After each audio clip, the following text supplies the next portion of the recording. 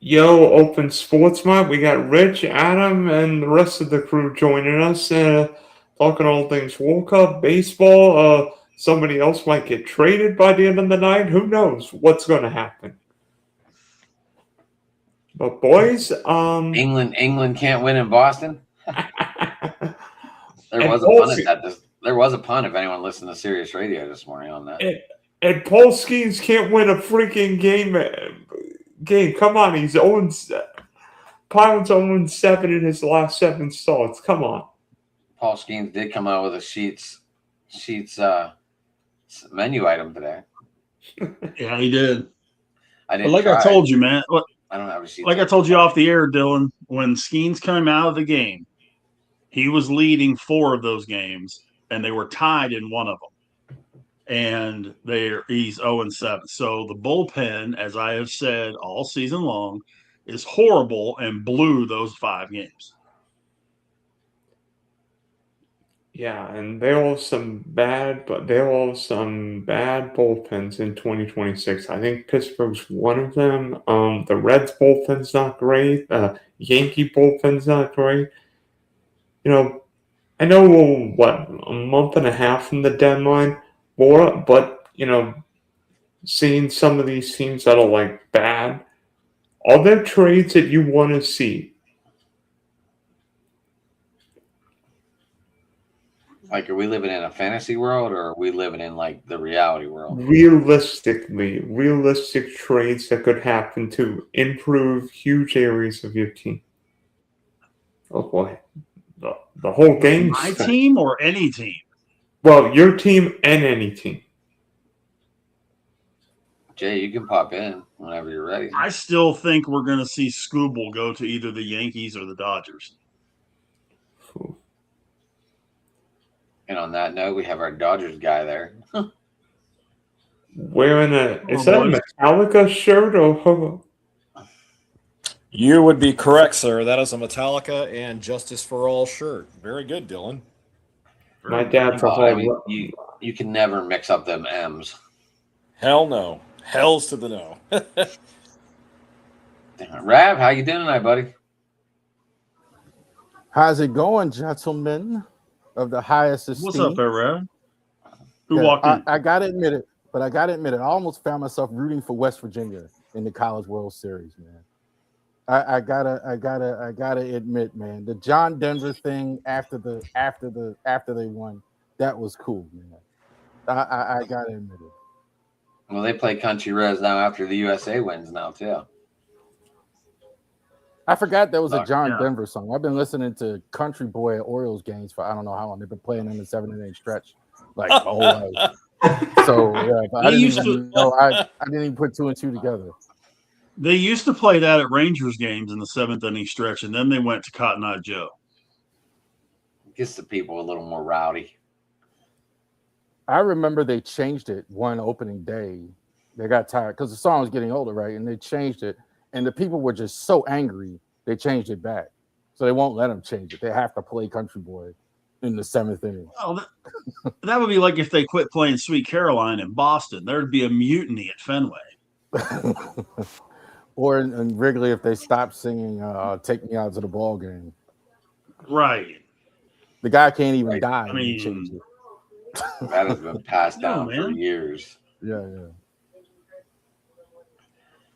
Oh, I do like the deal though that they do where they bring in the guest people that are Chicago people, like Bill Murray. Rhino did it several times. Mark Grace has done. I mean, a lot of the David Ross, and then they bring in a bunch of Bulls players and Bears players and Blackhawks and all that kind of jazz. I think that's neat that they do that to lead Take Me Out to the Ball Game. I saw Mike Ditka do it one time too. It was cool. So what's this? Hey, Rich, do you remember this? Do you remember when Steve McMichael did it and Adrian Hernandez behind the plate, and he and McMichael went after Angel Hernandez? Mm-hmm. Yep. Yeah. Why is this dude telling us to shut up? Does he not like the older music, or who deleted him? Why? Was that one of your guys? I have no idea, but I was just trying to get I was just being interactive there. I wanted to find out what was bothering him. Or her. Okay, I don't- so I don't even hypothetical. Okay, so back to our topic. Hypothetical trades. First with your team, and then with one superstar. It could be Screwball, anybody. But Rich, go with your team, and then a star, please. I'll tell you what. For the Pirates, okay, all right. I want Jacob Latz from the Rangers to the Pirates. Because he can be a long reliever, he can be a closer. He definitely would be a valuable piece to that bullpen, which is an absolute abject dumpster fire, and that's a nice way of putting it. I'm keeping it G-rated. We don't have to. We don't live G-rated around here, Rich. I understand. Well, you don't want me to go off though. I think we at all. the same time, I think we all. any know. other teams? Well, yeah. Any other teams in the league though, as far as a trade, and I think this is one that I really think would really benefit this team a lot, and that would be to have hear me out on this one now. Really, let's think about this. No one's going to interrupt you. Mason Miller to the Braves.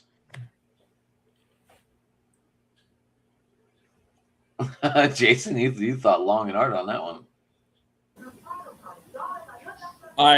I mean, only if San Diego is in full sell mode right now. The Padres are harder to read they're harder to read than a book with no print right now. I mean, seriously, it's hard to gauge whether San Diego thinks they're still in it and they're going to stay put or add, or are they really going to sell? But I mean, you know what, Rich? I can totally see the Braves making a move like that, because that is an Atlanta Braves organization-esque move. And putting Mason Miller in the back end of that Braves bullpen, holy hell. Yeah, no thanks. Dodgers would definitely have something to be concerned about in the National League if that happened. Right now, they really don't. That's what I was thinking about, how good it would be. Like, my goodness, their bullpen would be, like, already you could say it's the best in the National League. And then now you put Mason Miller there, and man, like, you could – it's the Nasty Boys all over again. 7 innings and it's over. Like, there's no you got nothing coming. Jason, would they still do the corn intro? Yes, they have to. Yes, they have to. Not? That corn intro goes with Mason Miller. As much as I would love Mason Miller to come home to the Pirates, that's just not feasible at the moment. But I could see it go. I could see him going to Atlanta. Adam. Yo. What? I just saw you message me on Facebook, so I just want to say. What's one trade that you want the Pirates to do, and what's one star you would like to see move to a particular team? Realistic move. Oh, real? I mean, obviously I'd like to see us steal Scooble for the rest of the year. Oh yeah. But I don't know. That's pretty unrealistic. You know, maybe go after Alcantara, Sandy. Boston Paul, what's happening? What's up, Paul? I don't know. There's a lot of teams going. What do you think we'd have to give up for him? For who? Scoops? No. That's not realistic. For Alcantara. I don't know. Like, the Marlins are still in it, though, right? I mean, they're not. They wouldn't be dumb enough right now to give it up, right? No, maybe not. But I mean, I wonder. I mean, it'd probably the Marlins be are like 40-39. They're like a game out. They're 9 games back of the division. Right. I don't know about wild card because that's not on here. I think the Marlins are like one back in the wild card. They're one game back in the wild card. You're right. But I just wonder what it would take, you know? I don't know that it would take. I think you could get him for a couple of good drafts. I think you could get him for a couple good prospects. I don't know the names in the Pirates system, but I know the Marlins, and I know Dylan's point there, but they're never going to pay him. I can tell you that. You know how confused Miami would be if this happened right now? They just went out and got Giannis, and then they trade their ace pitcher. Well, but I mean, if the Pirates threw out, let's say, Valdez and Valdez and Mitch Keller. I still think we'd have to throw in a draft pick. I think the You Marlins can't would trade want. draft picks. You can only trade conditional draft picks I think the or Marlins would. compensatory picks. I think they'd want another player. You think? I think they would. We'll I send think them Billy Mar- Cook. Maybe, think the maybe a Trillo, maybe a Gonzalez. I'd send Triolo before Gonzalez. Gonzalez is you- going to contend for the batting title, dude. Gonzalez is going to contend for the batting title. I'm not getting rid of that kid for anything right now. I know you're not, but you know, if you want like the top pitcher, sometimes you gotta move some top people.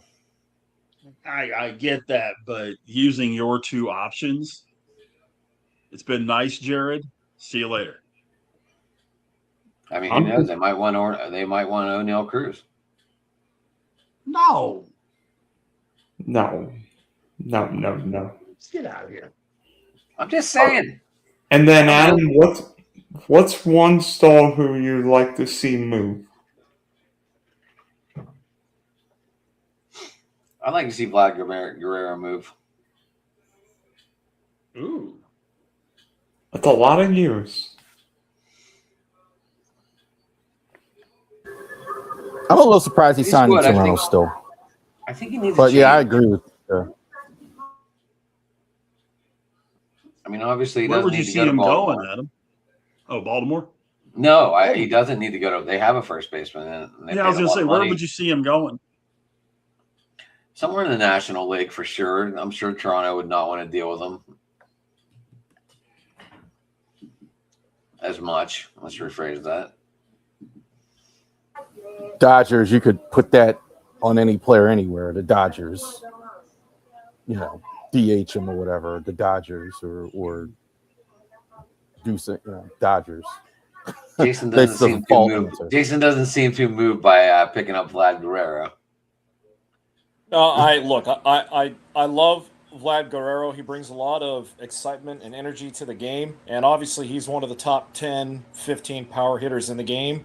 But my main concern with Vlad is how would he fit into that clubhouse, because the Dodgers have a unique dichotomy in their clubhouse where if you were to get one guy who, and Vlad's not a malcontent by any stretch, but he marches to the beat of his own drum.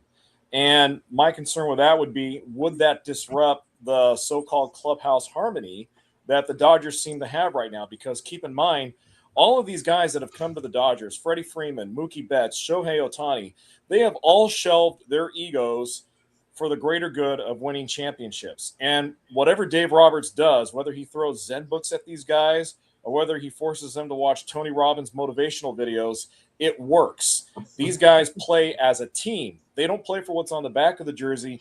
They truly play for what's on the front. And again, I love Vlad. I'm a fan, but I'm just concerned that sometimes Vlad's my first approach would disrupt any type of clubhouse presence that the Dodgers have spent so many years building, which they take a lot of pride in, by the way. Could I throw a team out there? What about Philly? I'm sorry, Rich. What about Philly? I think Vlad would fit in outstanding with Philly. I really do. Platoon him with Harper at first? Platoon him with Harper at first. Get rid of Alec Boehm. Dump him. I've got a better idea. Why not send Bryce Harper to the outfield in that situation? Philly's outfield outside Brandon March has been awful this year. You could. Yeah. Harper's a pretty decent that's one thing still. you could do. Yeah. Yeah. Harper's And Bohm getting could be older one of the though, guys you boys. send to Toronto, Jason. You're right. But yeah, I love that notion of Vlad going to Philly, because I could see maybe Harper batting 3, Vlad batting cleanup, and then you have, or actually better yet, Kyle Schwarber batting 3rd, Harper batting cleanup. Oh no, Schwarber 3rd, Vlad batting cleanup, and then you have Harper behind him batting fifth. I would love that 3, 4, and 5 spot in the lineup there with those three guys, especially with Turner at 2. Yeah. Okay, Jason. So,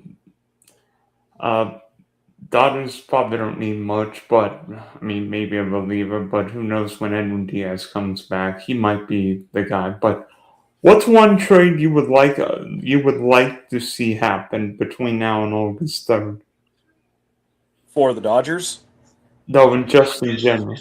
Oh, just in general. Oh boy, Dylan, that's an excellent question. I mean, conventional wisdom would say Tarek Skubal, but honestly, the more I read about all the he said, she said, and involving what it would take for a Skubal trade, I mean, I'm getting kind of tired on all the Skubal trade rumors. So, a guy that I would actually like to see dealt would be Luis Arias from the Giants. Buster He just got Posey dealt. did? Yeah, he's a Blue Jay. No kidding. His first hit today was a home run. Okay. Wait. You're thinking of Urias. You're not thinking of Arias. Wrong guy. Yeah, it's not Luis Arias. Yeah. Okay, well, in that case, then I would still like to see the Giants trade Luis Arias because Buster has already said that he's in full sell mode and he's willing to listen on Devers, Arias, and Matt Chapman. And when you take a look, guys, at Luis Arias' production this year offensively at second base, he's batting around 326. He has incredible defensive metrics, and he's only on a 1-year, $12 million expiring contract. So that makes him an affordable rental for a team that's either in contention or on the cusp of contention. And I think Arias would do well for about 15 or 18 teams right now. That's who I would like to see get traded.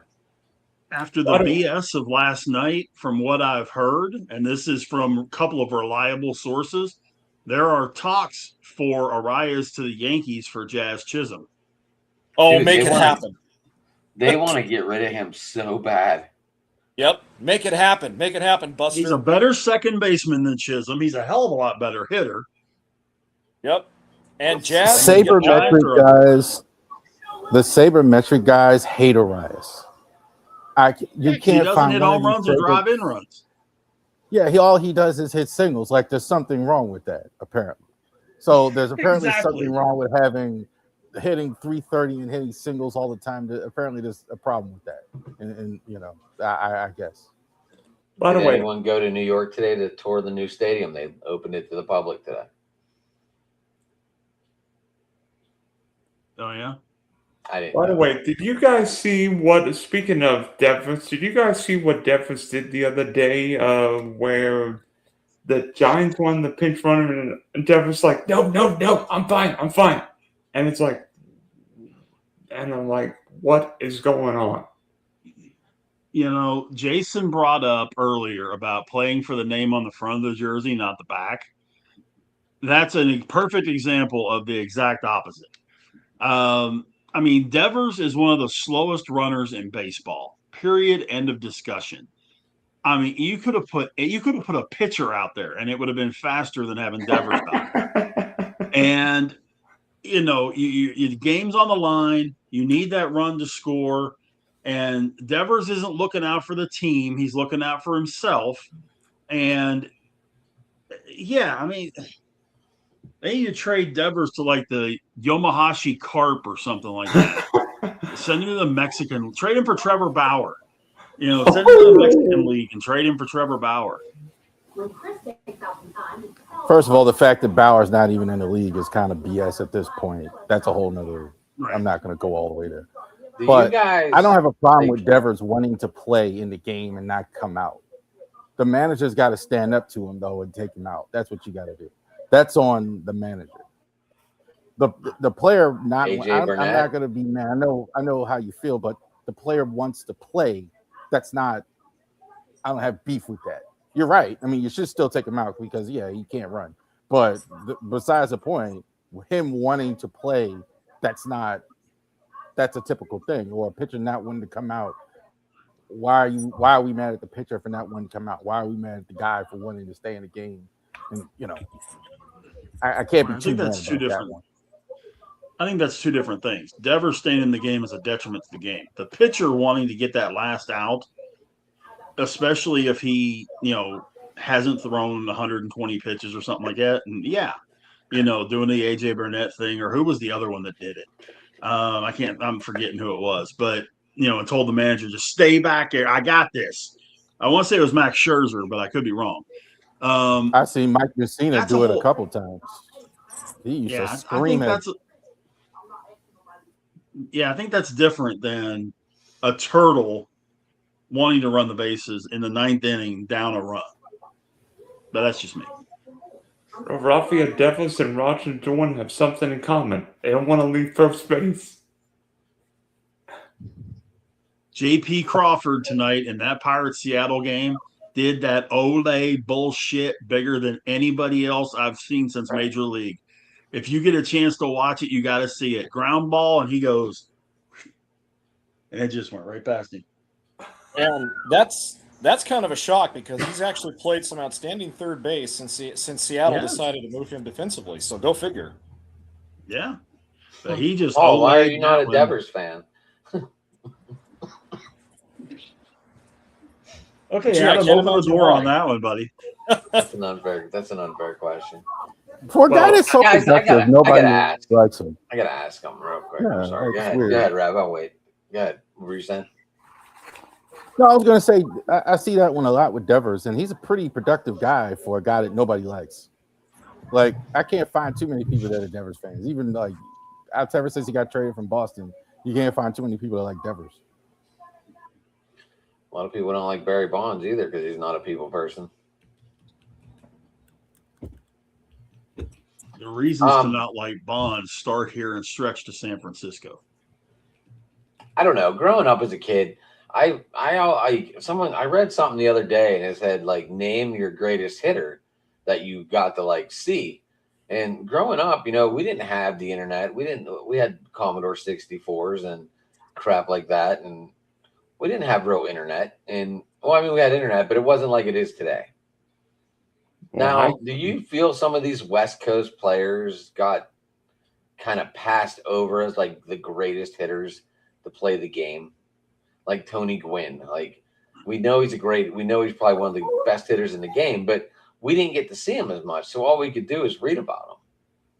And I got to see Tony Gwynn a lot. He is one of my favorite players, one of my favorite hitters growing up as a kid. And I could say the same thing for me living on the West Coast all my life, guys. I could say the same thing about the East Coast guys because Don Mattingly was also one of my favorite players as a kid. But I only had a chance to watch Mattingly's greatness in his prime a handful of times because there weren't a lot of Yankees games that were broadcast out west unless they played the Angels. And this was way before interleague play. So, Adam, you bring up a really good point. I think it's the same for both coasts. I think West Coast and East Coast, we've lost a little something there with the geographical differences. That's just my opinion. And I think of two guys who played, Rod Carew.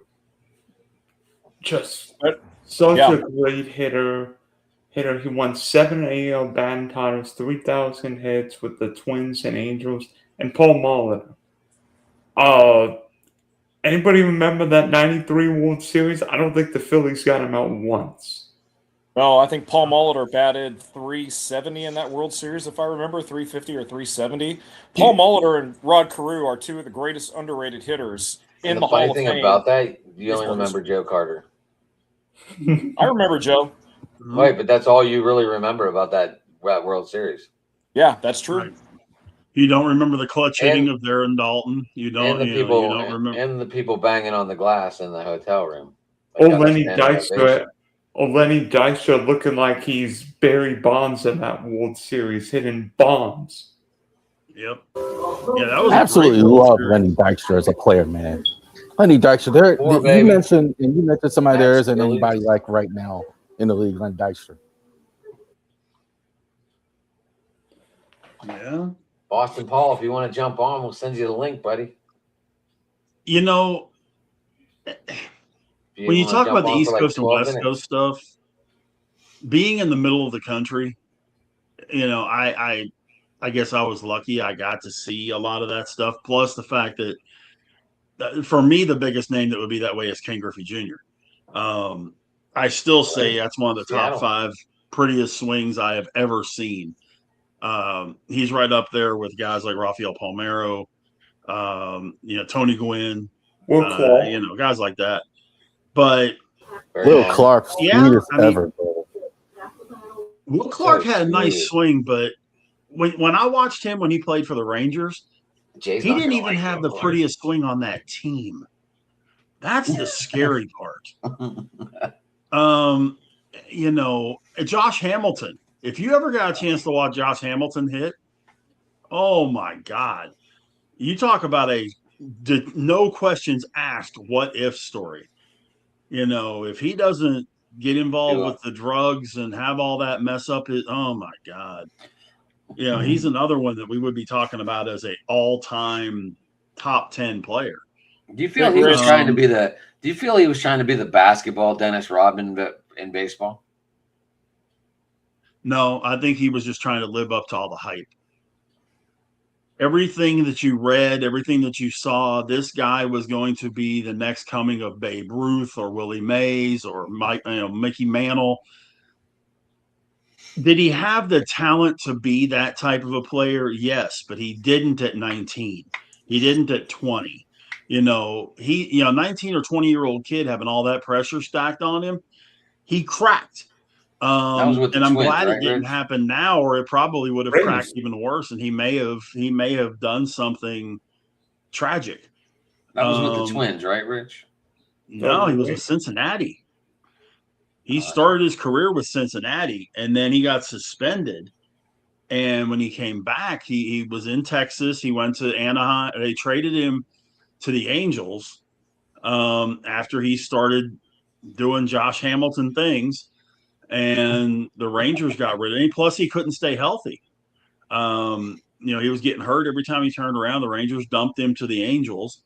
And then he bounced around a little bit, and that finished his career. But, I mean, he had 600 or 700 home runs written all over him. He had Hall of Fame career written all over him. But he just – it was too much hype. And he didn't spend any time in the minors. He's another one.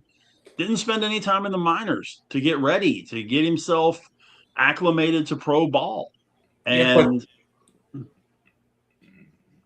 but Bryce Harper, I remember Bryce Harper hitting runs, Tropicana Field, a couple of Sports Illustrated, first round 101 at 2010, up in the big leagues 2012, and we know Bryce is going to be a Hall of Famer, but shows what could happen. He had to go someplace else. Well, and I saw the other day where the proposal with the new with maybe the new CBA, they want to get rid of high schoolers in the MLB. So they want to have guys the youngest age is 20. They want to cut down the rounds of the draft from 20 to 12, increase the international footprint, and they want to make some changes. So really what you think about, though, and I thought about that talking about those guys, how many of those guys, like high school guys, we wouldn't have got maybe with these rules? Like there must be tons of guys who came straight out of high school or were young players that with these current rules, if they implement them, that we wouldn't have got. Ken Griffey Jr., Jackson Holiday, right now, you talk about Bryce Harper. It's fascinating to see how that would have went for those guys had you had those type of rules there. I think for some of them, it might have gone better. Jackson Holiday being a perfect example. If he could have spent a couple of years in college playing college ball and making that next step, getting ready for professional, I think it would have been huge. Griffey was going to be Griffey. He would have gone to college and broke every conceivable NCAA record there was. There would have been no questions about it. But, I mean, there's not as many guys as you might think that went straight from high school to the bigs. A lot of them went straight from high school to the pros, to the professional baseball, and then floundered in the minor leagues for however many years. And that's a shame too. But I like what they're talking about. But I like the rule they have now too, that if you do go, say you're going to go to college, you're committed for 3 years.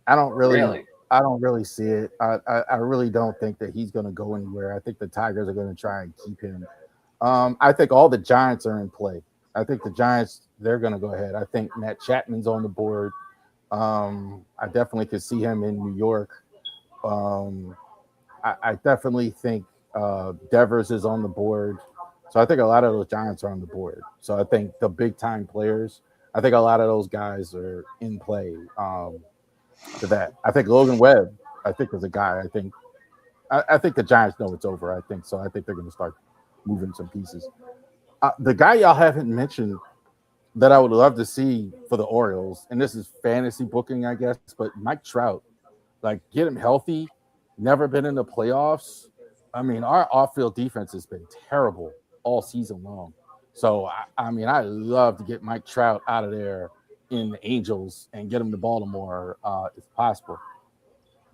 More realistically, I think Pete Fairbanks or somebody on the back end is really necessary. Helsley struggled. You're probably not going to have Batista. You think the Guardians are going to move Fairbanks? Fairbanks is with the Marlins. Yeah, I think Fairbanks is with the Marlins.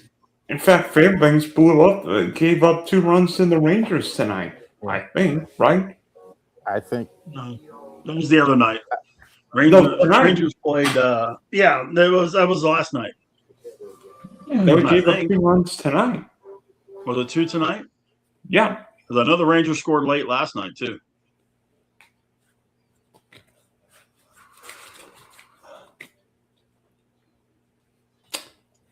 Back end is something the Orioles have to do. Like in terms of that, they're Helsley.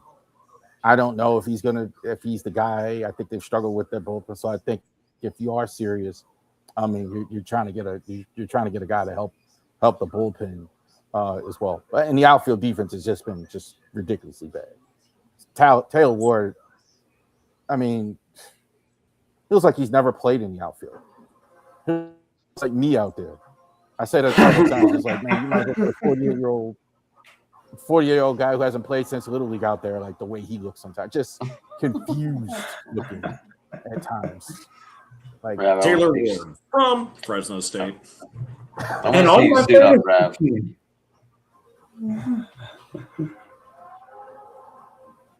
Rav, I'll drive down to the game if you're getting called up. But Baylor University could have something happen this year that's never happened before. Bears could have a very possible. Bears could have 2 alumni be starters in the All-Star game. Max Muncy and Shea Langoliers. Muncy's not starting in the All-Star game. Not where he.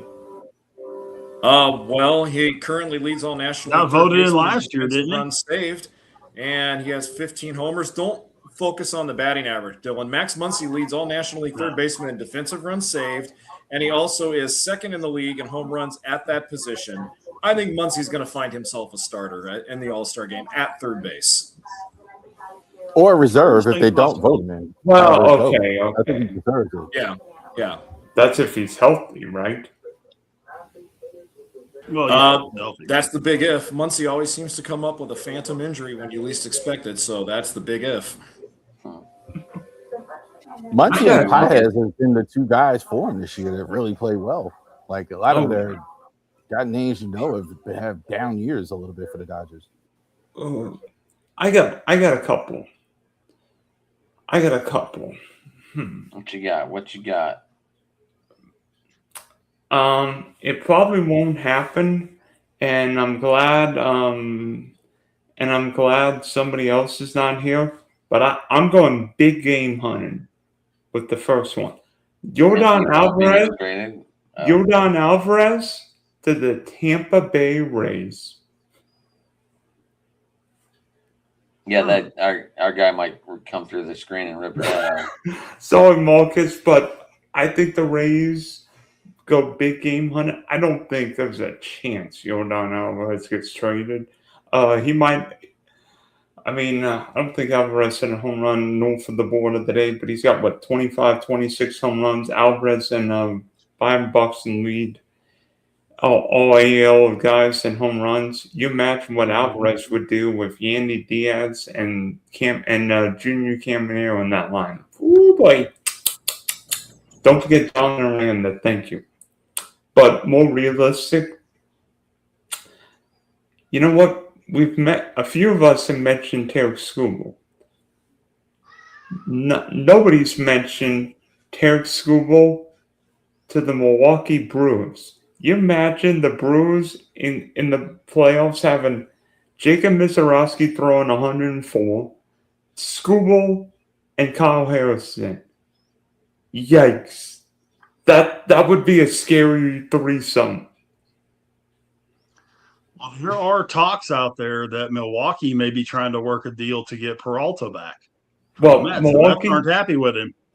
Milwaukee's got the number one farm system in baseball, topped by Jesus May. We got a shortstop already in the big leagues. Milwaukee may be one of those teams to look out. You know, the Brewers have only been in the World Series once. That was the All-Star World Series against the Cardinals 1982. We know the Brewers went all in for Sabathia in 2008. He basically carried them to the playoffs before losing to the Phillies. I mean, might not be the best rating, but you imagine Milwaukee hosting a World Series. That would be something different. I'll tell you what, they got two guys on that team that I love, and you guys have heard me talk about them in Churio and Terang. I like me Jackson Churio. Love those two guys. Yeah, but I killed. Go ahead. More realistically, I think Sonny Gray ends up probably in Atlanta because, you know, Sonny Gray went to Vanderbilt. The Red Sox stink. They couldn't hit their way in a wet paper bag. And I think the Braves need another starter with Strider dealing with injury. Who knows what happens to Michelin back? Schmidt-Scheller. I think the Braves need to get healthy. Who knows what happens to Acuna? Maybe the Braves make a move for Byron Buxton. He is a Georgia guy. And maybe Roland Chapman ends up in, I don't know, in Pittsburgh. Maybe, I mean, he's not going back to the Yankees, but I don't know if he wants to go back. I don't know if he wants to come back to Pittsburgh. LA. We probably get him pretty cheap though. It would be nice. I don't know that it's going to happen, but it would be nice. LA. Yeah. And I mean, I have been killing the Brewers the last 2 years for letting go Burns and letting go Peralta, and they couldn't make me look more stupid because both of those moves totally forgotten about the way Mazeroski has been pitching. Like I heard Kevin Brown say on the broadcast, fans don't care about velocity of pitchers anymore since everybody's throwing heat. Oh, but not except for Morales, Jacob and Mason Miller. They don't count. Like everybody oohs and ahs with their velocity, but they are, like the Brewers are really put themselves in a position to be, I think, the best team in the National League. The big thing about those two guys compared to most of the guys that are throwing 100, you know where their pitches are going. A lot of those guys out there that are throwing 99, 100, 101, you're playing lottery trying to figure out where that ball's going. They're not accurate. Miller and Mizorowski both are very accurate with their pitches. They're very strong in the strike zone. I think that to me is a big difference in those two guys compared to everybody else. But I did have a question for you guys before we get to the top of the hour here, because I do have a little audience participation if you guys are interested. Oh, yeah. And this one's a little tougher than normal. I'm going to tell you that one right up front. The most home runs in Major League history after the age of 40. The top 10.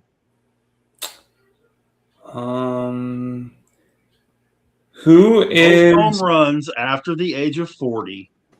The top 10. And I will tell you, number 10 is only 42 home runs.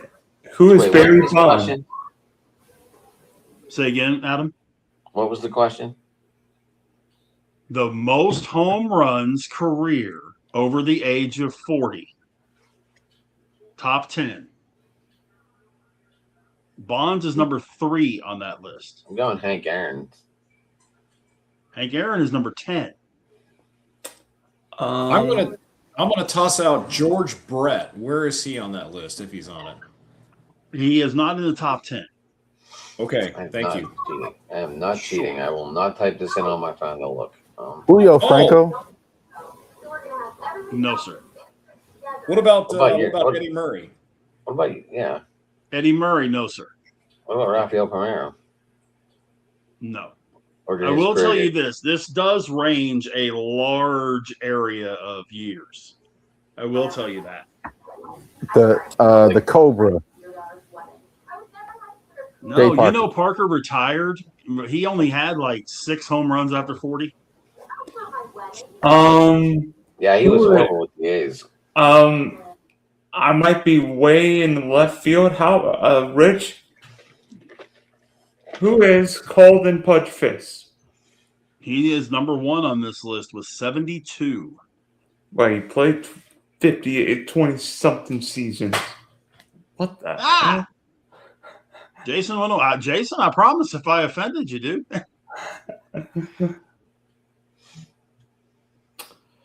Oh, boy. No, I wouldn't. All right, so we have Fisk. Huh? Who do we have so far? We have Fisk for number 1, Bonds number 3, Aaron number 10. Pete Rose played into his 40s, but Pete Rose never hit home runs. No. And there is definitely one of these that if you get this one, you will have my undying, absolute 1,000% respect. Do what? Harold Baines. Baines, no. What'd you say? I was going to say Ruth. Ruth, no. Who is Tony Perez? No. We don't quite go as far back as Ruth. Not quite. Paul, this is where we need your expertise if you're still listening. Carl Yastrzemski is on the list. He had 48. He's number 6 on this list. How many guys are in the Hall of Fame besides Fisk and Aaron? How many of these guys are in the Hall of Fame? And yes. 1, 2, 3. Most home runs over 40, Paul. Most home runs career after the age of 40. Griffey, no. Albert Pujols is on this list. He is number 8. Or I'm sorry, he's actually tied for 7th. Jason's Wi-Fi was acting up. He just texted me. Ken Griffey Sr. No. Darn it. Ken Griffey Jr. No. Ken Griffey Jr. didn't hit shit after he turned 40. Here's an interesting one for you. You've got 5 left, okay? Only 2 of these guys. No, I'm sorry. What about Paul's answer, Rich? What about Paul's answer? No. Cabrera, no.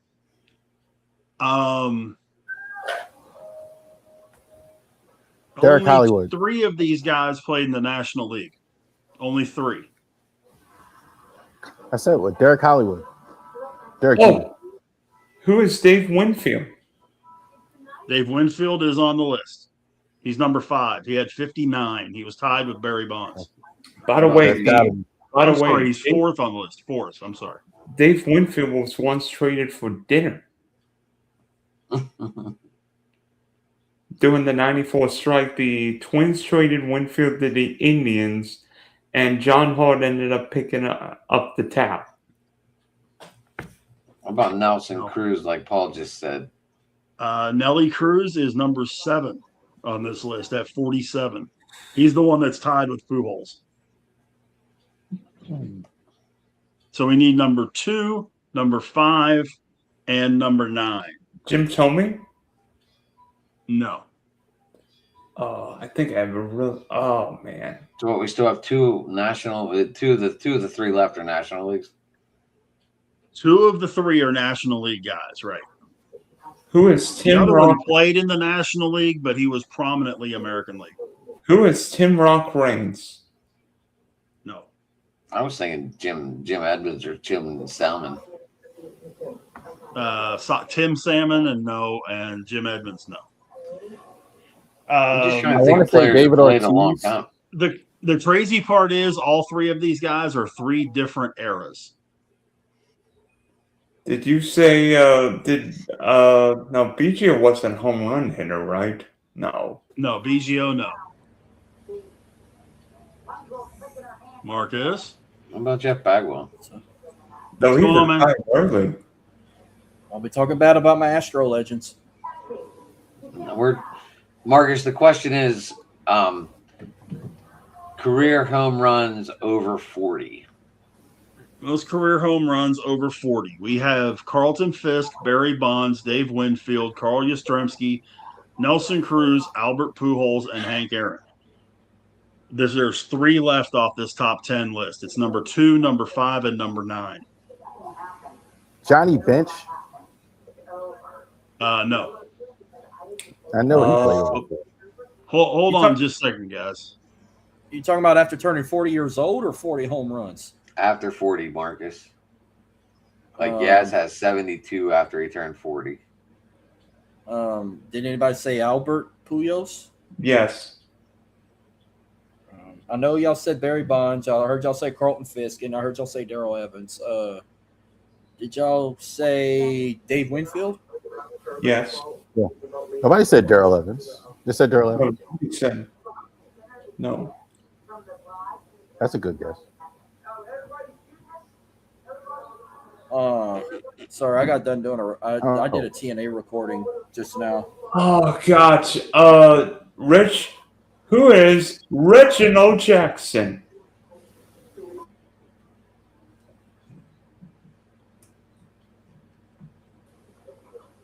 Reggie played over 40.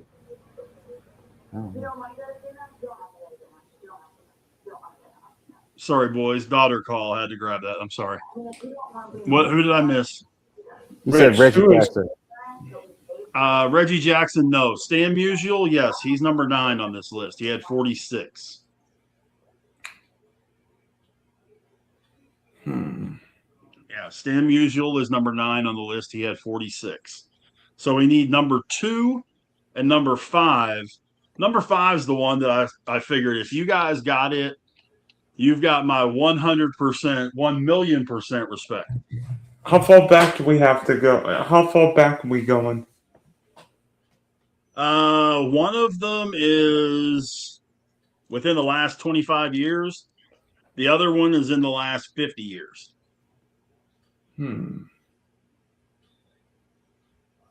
So we're looking at 1976. He played in that time frame, yeah.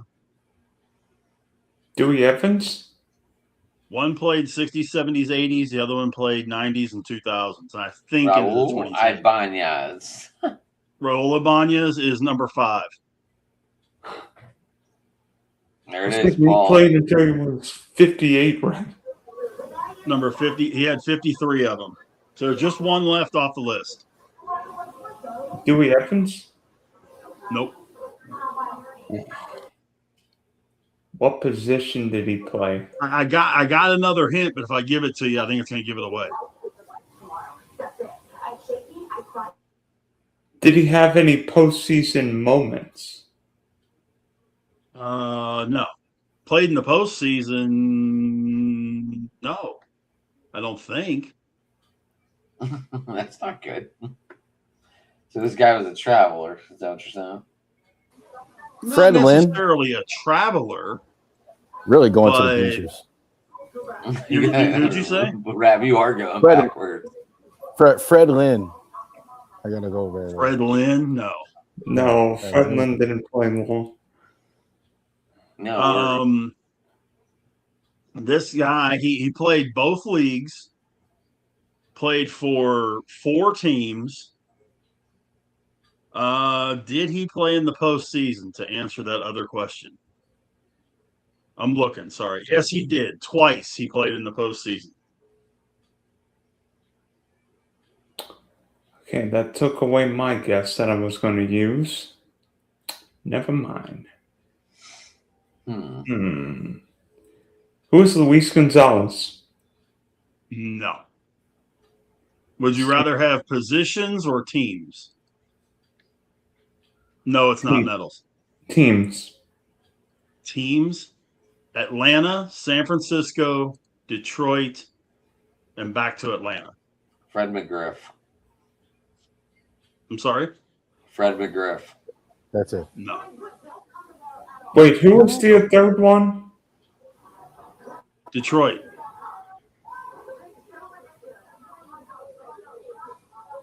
Atlanta, San Francisco, Detroit, back to Atlanta. And this was like 50. Oh boy. 70s, 80s, not 70s and 80s. I'm sorry. Late 60s, 70s, 80s. I have no idea. Paul's got it. Darrell Evans. Didn't you say Darrell Evans, Rav? I think somebody said Evans. I think Dwight Evans. He said Dwight Evans. I said Dewey Evans. I didn't say Darrell Evans. Yeah, Dewey Evans. That's Dwight Evans. Yeah. Played for the Red Sox. Gotcha. Darrell Evans played in the World Series for Detroit in '84. And the 87 ALCS. In the 87 ALCS against Minnesota, right. So, but he played first and third base. Yep. But he hit 67 home runs after the age of 40 and actually came in 12th in the MVP balloting in 1987 as a 40-year-old. And number one that year was, I think that was the year of, no, wait. Oh, gosh, who was the guy in Toronto? He had like 47, 48, 49 home runs. The guy. That would be George Bell, sir. George Bell, thank you. It was George Bell in the American League and the Hawk, Andre Dawson, in the National League.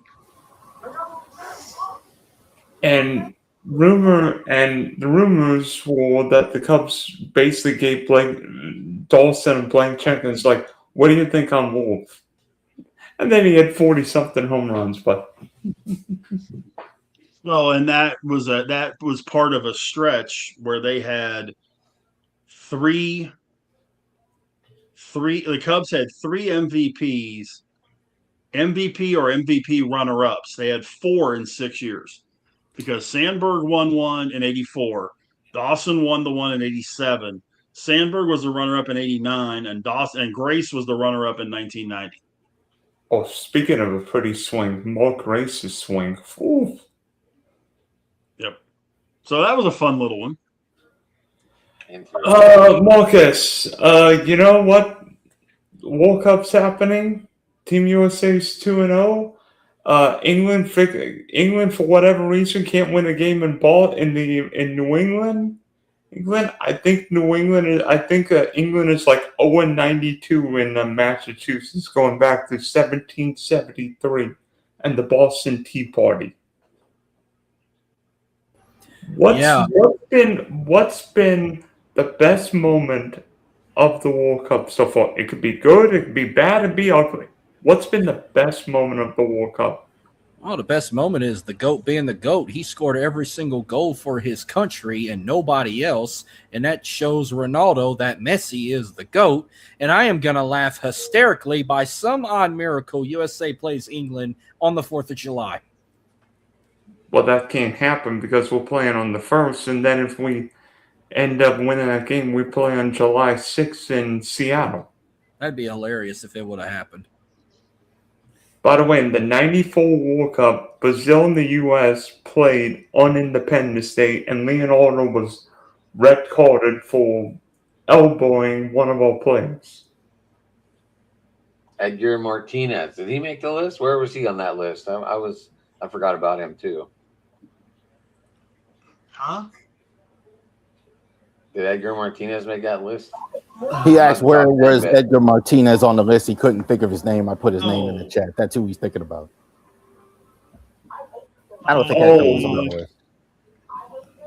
He wasn't in the top 10. I know that. Let me see how many he had after 40. He wasn't a big home run guy, though. I'm not sure he played After long. 40, he had 36. So he would have probably been top 20. Because 10th was 42. That was Hank Aaron. So he had 36 after the age of 40. Yeah, Edgar's career high was 37.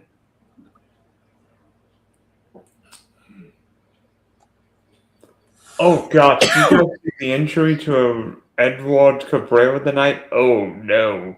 Oh, gosh. I think that hamstring just popped. Oh. Rab, since you talk basketball, I just want to hear your thoughts on that trade last night. The NBA. I couldn't believe it. I couldn't believe it either. You're talking about the Giannis trade or the Yes. Julius Randle? Yeah. Giannis to the Miami Heat. I really felt good for Pat Riley more than anything else. I didn't even realize Riley had been there 30 years. It's great for Miami. Miami's going to get a center. They're back in contention, I think, in the East. I don't care what they gave up. They weren't that good of a team. So now you have a real star to go along with a bio and go ahead and this puts them right in the top 5 in the East. The Bucks were just trying to get rid of him. It kind of turned into like a football parable. Aaron Rodgers there in Green Bay. They'd had enough of him. He's kind of went diva on them. They're not the place for that. They got rid of Doc Rivers is gone. So they went ahead and they just got as much as they could for him. And it's good for the Heat. I think the Heat are right there. I think in the right up there, we go into next year, right up there with the Knicks and the Celtics in contention for that. So I think it's a good trade for both teams. I just wanted to get your thoughts. I haven't really processed it yet.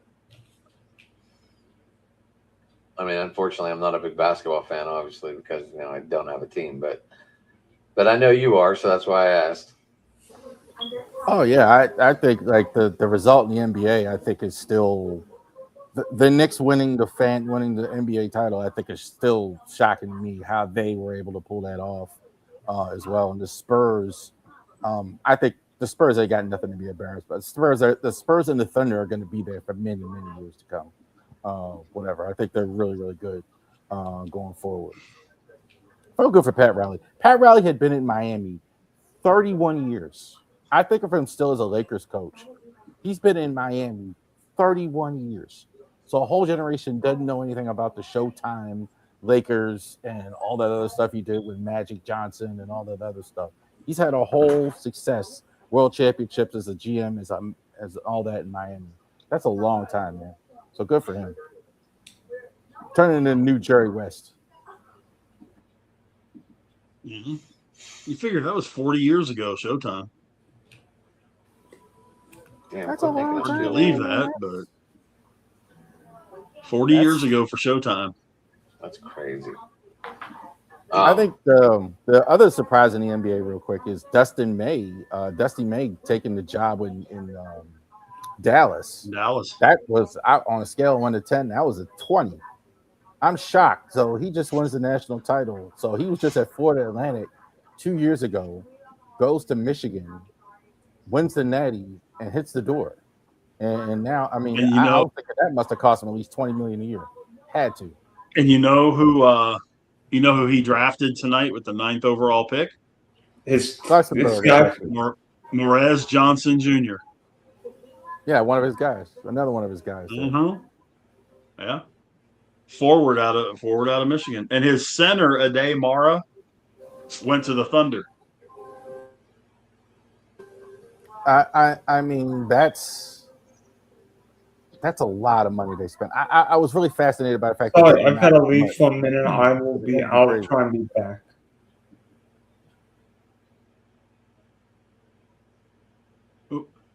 Hey, you know what, Rav? Actually, now that we're saying this, 9, 11, and 12 were all Michigan guys. Ledeborg went to Golden State at 11, Mara at 12 to OKC. So three guys off that national championship team go in the top 12. That's how you win a national championship. You get 3 guys in the top 12. Go to Michigan. I mean, that's a lot of money that they had to pay him. That's because I wouldn't have wanted to leave if I'm him. Yeah. The one that gets me, and I think he is so overrated, and it's not just because I can't stand Duke. Cam Boozer, to me, is the most overrated guy coming out. I think Boozer's really good. I think Boozer should have been picked first. I don't like a lot of these other guys. Boozer, I think, is a complete player. I think, like, the trick is with NBA draft is guys good in college and a good all-around player. The easy thing to do is to take the athlete. And I think that's kind of the thing. Like, you look at Daryl Peterson, you know he's an NBA athlete. This guy jumps out of the gym. He's got other issues, but you know he's an NBA athlete. Like, whereas with Boozer, he's not as good of an athlete, so you're not as sure.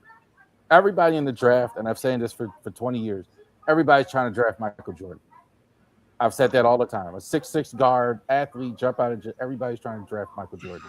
Whatever. Nobody wants to take the established player, etc. I think Boozer is going to be good. I'd be surprised. Well, and I'm with you. You know, they think they're going to get the next Jordan, but people fail to realize a couple of things. A, Jordan did not go number 1. You know, and B, Jordan wasn't really the greatest player in the NCAA when he came out. He was really good, but he wasn't necessarily the best player on that North Carolina team. James Worthy was freaking awesome. You know, you could argue Worthy was better than Jordan on that North Carolina team. They had a lot of good players on that North Carolina team that went to the NBA. It wasn't just Worthy. They really did. That team was loaded. Sam Perkins, long arm Sam Perkins was a really good player. Dallas Maverick as well. So they don't kill the Blade. They don't kill the Rockets for doing it because you had Akeem Olajuwon. So Akeem Olajuwon wasn't Michael Jordan, but he had a great career. He's a Hall of Famer in his own. Yeah, but who went in between them? That's Sam the Bowie catch. was a nothing burger. I mean, he was hurt. He and he had the health. Yeah. He had health issues at Kentucky, and then you go and you take a chance with that guy with the number 2 overall pick, and it's like that was why I wasn't a big fan when Greg Oden went as high as he did, because he had those foot issues in that even in college, and then he goes to Portland and never really saw the light of day very much. You know, injuries in basketball, especially to your feet, you're not going to come back from those. You can't come back from them. The thought in basketball too was at that time, all the way up really until the Jordan era, you had to have a center to win. You didn't win a championship unless you had a great center, which is really true of the teams in the 70s and the 80s. Kareem, Parrish, before that, Bill Russell, etc. Teams really didn't win if they didn't have a center. The Bulls were really the first team without that great center to really win for years and years. So now nobody thinks about that anymore. Everybody's looking for the guard. But that was probably why they passed on Jordan, because of the center. But everybody's forgotten that because obviously Bowie wasn't any good. Anyway, I mean, he was a marginal player without the injuries, a decent enough player without. I mean, Cartwright was decent, but Cartwright, Will Perdue, guys like that, those aren't earth-shattering centers, But yeah, I mean, Hakeem Olajuwon. I mean, you guys all know where I stand with Olajuwon. I say he's the greatest center of all time, not named Kareem Abdul-Jabbar. But that draft was just crazy that you had all that talent come through that draft. And then you had Sam Bowie right there at 2. And that's happened a couple times where you've had a really, the Steph Curry draft, Hasheem Thabeet from Connecticut comes out number 2, goes to Memphis. That was when I was doing radio in Memphis. We were praying that we would have the GM on the radio station, Rav, guys, We had Chris Wallace on the radio station begging him not to take Hashim Thabit. With the second pick, the Memphis Grizzlies select Hashim Thabit. We had a draft party going. You talk about air coming out of a room. Yeah. I didn't like Kingston Fleming's going to the Hawks.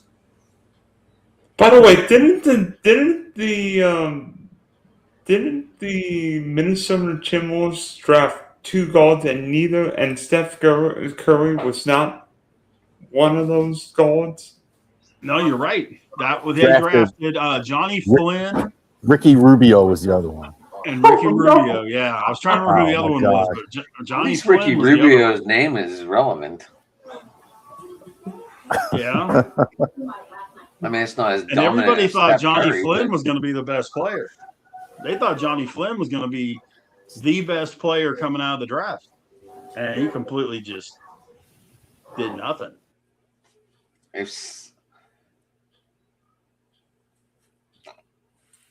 was going to finish my World Cup thought. If Senegal plays the same way as Ghana against England next, England's going to have a lot of trouble. Well, England, of course, faces Panama next, so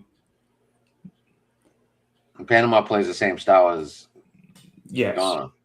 Yes. So I think England could be in a world of trouble.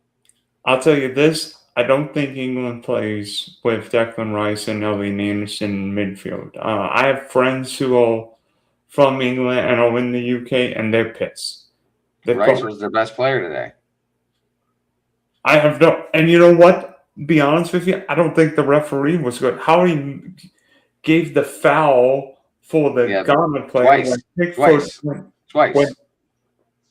When Pickford clearly clubbed into him, and then he didn't give a penalty when Hamza fouled the Ghanaian player in the box. It's like, but I don't know.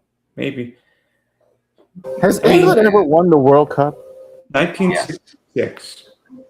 It seems like this is like a discussion with them every time. They're going to have this great team, and then they go down in flames. It seems like every year they're the bridesmaid here, where they're already they're going to like Texas football, or oh man, they're going to be and then okay, well it's. Raph, here's what I would say: Spain drew with Cape Verde, Portugal drew with DR Congo. Do we think Cape Verde and DR Congo are going to win the World Cup? I think England's going to be fine, but maybe just to kick, every team's going to have a moment where it's like, what the heck happened? I mean, I think they're going to have a lot of trouble, Dylan. I don't give England too much hope on this next game. They play the same defenses as Ghana. Argentina freaking lost to Saudi Arabia at the last World Cup, and I'm making a bold prediction, Adam. England will score a minimum of 3 goals against Panama, maybe 4 on Saturday night. Well, then supposedly the best football player in the world scored 2 times today against Uzbekistan. Well, yeah. He didn't even play today. The best player in the world played yesterday. Bingo. I've got a question for you guys. We have seen crowds at every game. I mean, whether they're wearing orange, red, white, and blue, lion outfits, Brazilian. We've seen Shakira. What has been the best crowd at any? Let me go World first. Cup game? Go ahead. Go. The Japanese fans, because they clean up after themselves. In Dallas. England cleaned up after themselves, too. Now, the Dutch get second best because they rode a fucking boat in Times Square. A bus.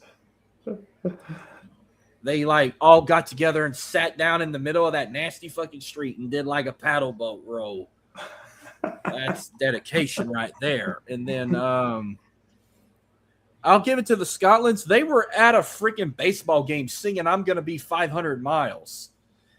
After the song went off the air. Was that at a Sox game or something? Was that in Boston? They were in Boston. Yeah. They drank them out of beer. Yeah. My fellow Scotsmen drank all the beer, and then they fucking lost the game, mate. And that made them drink more beer. And now the spots on Blue Miami. Bears. What? By the way, Marcus, the Tartan Army. So the Tartan Army took over Boston and now took over Miami. Actually, they ain't played yet. They play tomorrow at 5:00 against Brazil. I thought they already played. No, the third group games start tomorrow. But that's in Miami, not in Boston. Scotland's playing in Miami. So I don't know.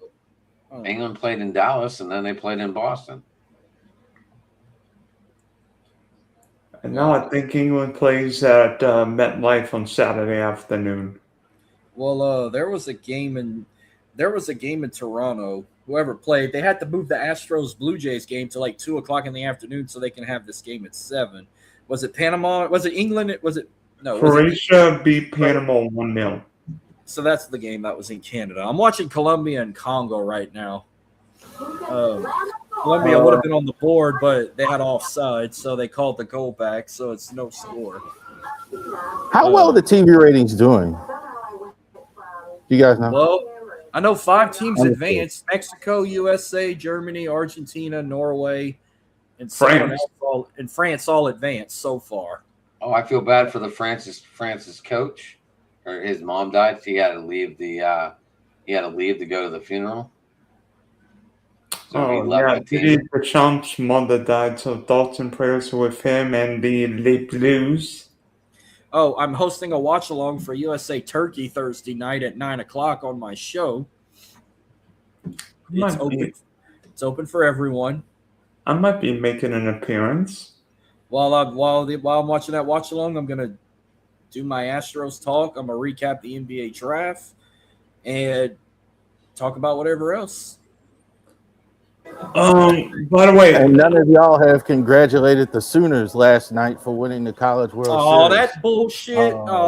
That just shows you baseball's very unpredictable. North Carolina blew it, and don't fuck with the SEC on the diamond. That's now 7 in a row for the SEC. North Carolina blew 2 games in a row. They didn't have enough pitching. They had the best chance to win that whole tournament with everyone that was in that tournament, and they lost to a team that was ranked 11th in the freaking SEC. True, but they screwed over North Carolina's pitcher today too. Yeah, but in a couple of different spots. So, but Big Ten's going to talk shit because they won 3 out of the 5 this year. They won college football, women's basketball, and men's basketball. When we won, the SEC won softball and baseball this year.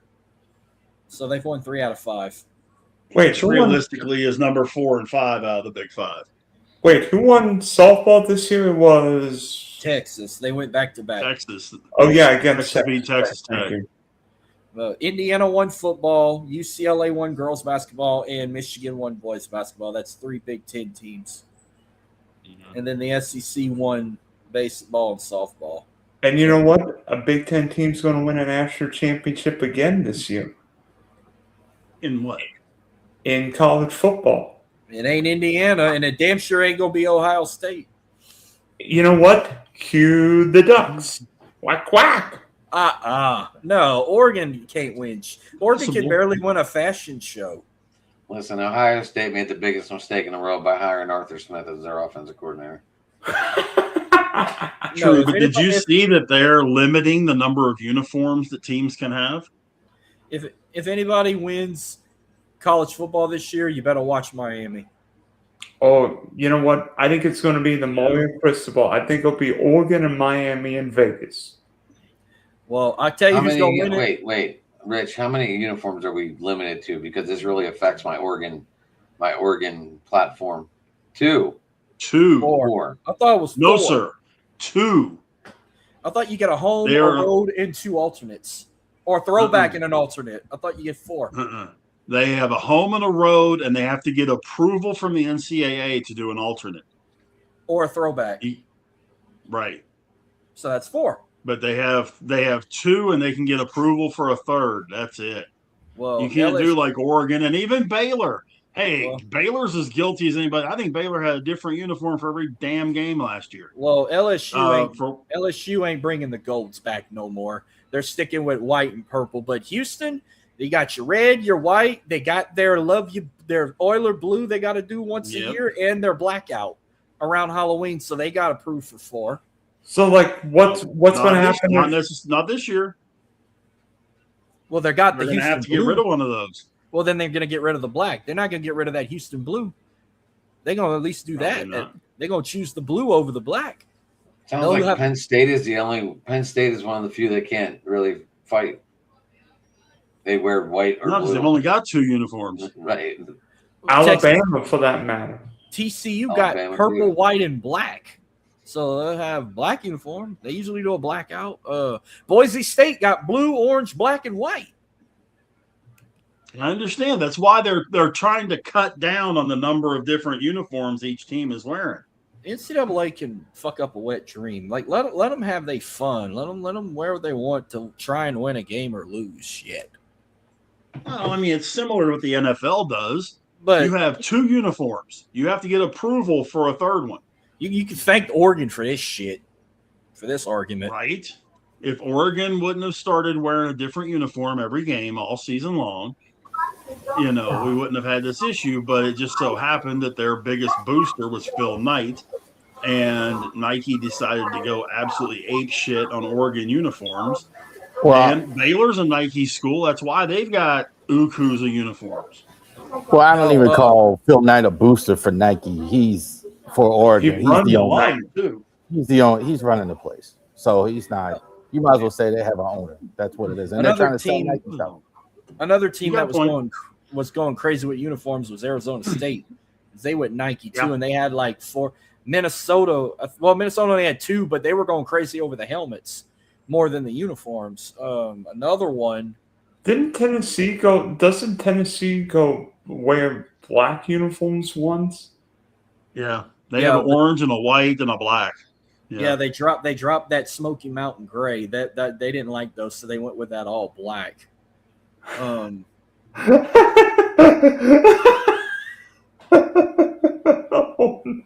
Where the hell's Papa J tonight? Come on in, man. Where you at? I like his little pirate mascot head. Now the Saints have 4 uniforms now. They got black, white, their color rush, and their shit gold that everybody hates. Well, what's going to happen with my Jags? Because we have like a couple different teal uniforms. I've seen 3 uniforms from y'all: teal, black, and white. That's it. I didn't think anyone cared. And the throwback teal. Well, you got to at least one throwback night. That's like mandatory for the NFL these days. If you've been around long enough to have a throwback, like the Texans don't even have throwback or color rush. Texans don't even hold a candle for a throwback uniform. They've been having the same shit for 20 years. But Texans got 4 uniforms. They got navy, white, screw blue, and battle red. Don't the Ravens have a black uniform? Yeah, they have black, purple, and white.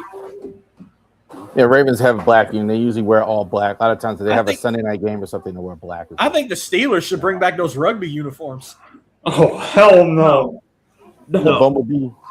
Yeah. The jailbreak? No. He said the jailbreak. No. What's those? Wait, was that your They look like. Yeah, like that one. Like that one, yeah. Ball. Yeah. Okay, what's the black one with the solid yellow numbers? Was that Color Rush? That y'all wore with the yellow numbers? Yeah, those are Color Rush. Those are I got the Rocky Blyer jersey, and yes, it's the Color Rush. I'll guess what I ordered. Sorry, Dylan. Guess what I ordered me today? I ordered my Travis Etienne Chants Saints jersey today. You know what? I've got one to raise all you guys. Sunshine. He's got Trevor Lawrence jersey. I'm calling teal. I'm calling World Cup jersey. I need to order me Lionel Messi. I need a Messi Argentina jersey, and I need a Ronaldo Portugal. I call him Megan Rapinoe. Rappy? Oh, he got a Christian Pulisic jersey. Good. Wear it Thursday night. Yeah. Wear it Thursday night while I wear. If mine's here, I'll jump in. Well, you should just pop in no matter what. I'm thinking, you know what? I went Hold to a on. ball when when the U.S. played Belgium 2014 World Cup, and I'm like, I'm not going to do it on Thursday night because it'd be way too late. Might do it for the first, second knockout game. Say again, though. I'm,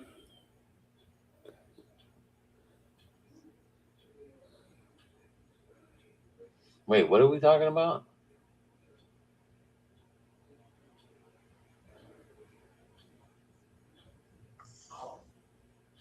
The man wants an Adam jersey, man.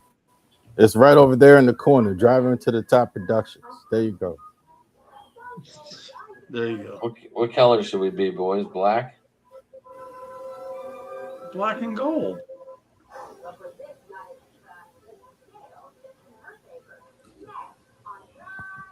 Did anybody start Nate Eden tonight? Or Nate Eden? Because Spanky's having a night. Who? Nate Eden's having a night in Denver. By the way, Dylan, completely off the record, off the beaten path right. here. Did you see All the message I put in the chat for baseball?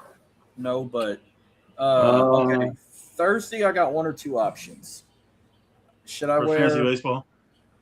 Oh, no, I haven't. All right, Okay. so for the watch along, When you get a should I wear- chance, check it out. What? should I wear Do what now, Marcus? for the watch along? Should I either wear my American Bullet Club shirt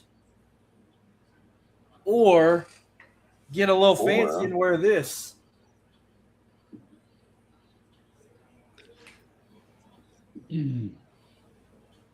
I want to see a Budweiser hat made out of the cardboard box with that shirt. I don't. What? There's my answer. The Bullet Club, brother. But I this, can't see where it is, Rich. Huh. this one I'm wearing for In the the fantasy baseball chat, the don't fantasy see- baseball league chat. American Bullet Club, right? I don't see where the You chat is. Oh, If you go Alright, to, you got it. oh, You there got it is. You got it. Yeah, hit league and then hit league chat. This is what I'm wearing You might for have to Freedom scroll Fest a little bit. this weekend when I DJ, and I'm gonna wear it again for the 4th of July next weekend. Yeah, you gotta scroll up a little bit. Last watch Those of you along, I wore- watching, Mark is the only one here with more jobs than me. Like he's got more Oh. jobs. Yeah. Or maybe Rich is in there. Is as well. No, I'm nowhere close to Marcus, man. Oh, yeah, I he's in see. Central Texas. I'm in Southwest Louisiana. Well, no number of jobs though. I mean, Marcus has got me in spades. There's no. I only have 2 jobs. I DJ and I work for a furniture company. Oh, He's the radio host. Him. Are you yeah, hosting I on might have to radio, meet Rich? on that one. I play thought you music. were. He talks on a show. Are you He's got hosting a on good radio, Rich? Nowadays? You know what? Are you hosting on radio too, Rich? Mm-hmm. I thought you were I just bet- in sales or ad. Well, sales and promotions, yes, but I also host. Oh, okay. He hosts as I play music. And we're actually, check this out. We're actually trying to figure out a way to have me do high school football play-by-play remotely. Oh, guess what I got offered to do? I got to do on an app because they didn't want to pay $4 a kid and they don't trust AI. I got on an app and announced the starting lineup with my iconic voice. Instead Very of good. getting AI to it. Oh, and I bought me a new iPad Pro Very nice. and a new watch too. So my bill's about to be skyrocket with AT&T. There you go. I'm Well, surprised you haven't seen more games not at site. By the believe it way, or not. I'm actually surprised that they haven't caught on to that one, that you don't have to, especially with the expense of it, that you haven't seen more of that. Honestly. by the way, Well, high school, it's not quite as simple to do it that way. but because you can't have just you can't just have a fixed camera. You have to have, multiple cameras or a roving camera. Yeah, we do. By the way, I'm gonna love talking. We have an baseball with AT&T this. hotspot. Yeah, I'm gonna love doing my Astros recap with this iPad. The big issue we're running into is just being able for me to be able to see everything that's going on. It's more of a video issue than an audio issue. Me doing the games is not a problem. Me being able to see what's going on, that's where I'm gonna need a person or two in the booth or at field level to shoot the game so that I can see, make the correct calls. So yeah. But yeah, we've got the hotspot. We're good to go there. Rich, I was gonna say, Rich, if you have good cameras. I'm sorry, go ahead. Say again, I'm sorry. Rich, if you have good cameras, you could run it off StreamYard and watch the game. You could set one up from the 40 and down, the middle one from the 40 to the other 40, and then the other camera from the 40 to the end zone. What's up, Jeremy? And then that's a possibility. That's how I used to run. That's how I used to run it whenever I did football. Whenever I was doing football, I used to run 3 cameras, and I was able to put myself in the backstage and just run the 3 cameras on the screen. And it used to get really good reviews. You could log into the YouTube from your, obviously I would like it to be run on ours, but I mean, you could run it through the networks, through your radio stations. Well, and I could do both. I mean, I could run it through, obviously I would run it through the station. But then I could always run it through here too. So that way folks could come on to here and watch the video as well. And we could just link this to our station's webpage so that it would go onto our webpage as well. Like I say, the video is the sticking point. Me calling a game, that's right. I was just telling you how I did it when I ran, and that's not a bad idea. That's really not. Can we welcome Jeremy to the show real quick? Jeremy, how you doing, buddy? What's up, man? I'm doing great. I'm just fine. Just trying to kill time. My sister was at the Detroit airport this morning. My sister will be here at 1 a.m. Right after I talked to you this morning, Jeremy, I called my sister, and she's like, I'm in the Detroit airport right now. That's crazy. So I was like, oh. Yeah, they were just getting back from Alaska, their Alaskan cruise. Real quick, cool. Just because, if you guys don't mind, I would like it to be shared here for a minute. One of the mans that made me have the voice I have that belongs on radio along with my face. Someone call that up.